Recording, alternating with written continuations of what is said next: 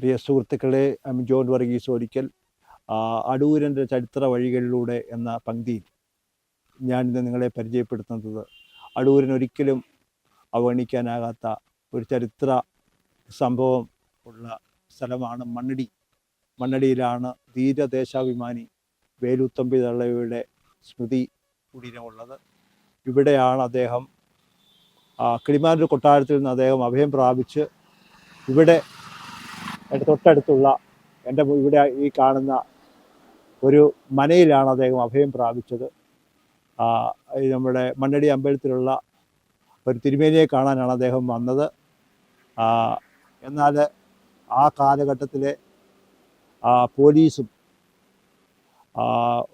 പിന്നെ CID വിഭാഗവും ഒക്കെ ആയിട്ട് അവർ കൂടി ഇദ്ദേഹത്തെ ഇവിടെ ഒളിച്ചു താമസിക്കുന്നറിഞ്ഞ് ഞാൻ ഈ കാണിച്ചു തരുന്ന ഈ സ്ഥലത്താണ് അദ്ദേഹം ഒളിച്ചിരുന്നത്.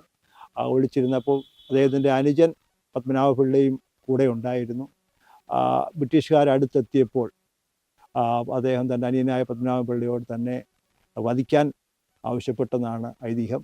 എന്നാൽ അദ്ദേഹം പറഞ്ഞു അത് കഴിയില്ല എന്ന് പറഞ്ഞപ്പോൾ സ്വന്തം വാളുകൊണ്ട് അദ്ദേഹം ആത്മഹത്യ ചെയ്യുകയാണ്. ഞാൻ ആത്മഹത്യ ചെയ്യേണ്ടി വന്നാൽ പോലും ബ്രിട്ടീഷുകാർക്ക് കീഴടങ്ങുകയില്ല എന്ന ധീരദേശാഭിമാനി വേലുത്തമ്പി ദളവയുടെ ശപഥമായിരുന്നു. അദ്ദേഹത്തിൻ്റെ മരിച്ച സ്ഥലമാണ് ഈ കാണുന്നത്.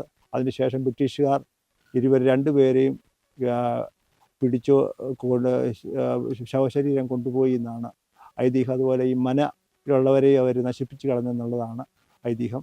അതാണ് ചരിത്രമായിട്ട് നമ്മൾ ബാക്കി നിൽക്കുന്നത്. ഈ സ്ഥലം വേലുത്തമ്പി ദളവയെ സംബന്ധിച്ചിടത്തോളം അദ്ദേഹം ദളവായായിരുന്നത് വെറും 7 വർഷം മാത്രമാണ്.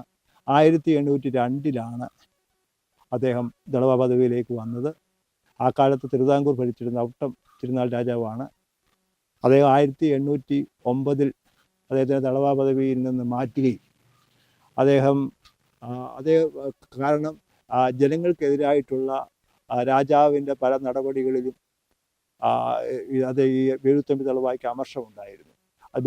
ഔട്ടം തിരുനാൾ രാജാവ് ബ്രിട്ടീഷുകാരുമായിട്ട് യോജിച്ചുകൊണ്ട് ജനങ്ങൾക്കെതിരെയുള്ള പല നടപടികളും നടത്തിയതിനെതിരെ ദളവായിരുന്ന വേലുത്തമ്പിനെ ചോദ്യം ചെയ്യുകയും അദ്ദേഹം ദളവാ സ്ഥലത്ത് നിന്ന് സ്ഥാനഭ്രഷ്ടനാവുകയും അദ്ദേഹത്തെ രാജദ്രോഹിയായി മുദ്ര കുത്തുകയും അങ്ങനെയാണ് അദ്ദേഹം ഒളിച്ച് കിളിമാനൂരിലെത്തുകയും കിളിമാനൂരിൽ നിന്ന് അദ്ദേഹം മണ്ണടിയിൽ അഭയം പ്രാപിക്കുകയും ചെയ്തു.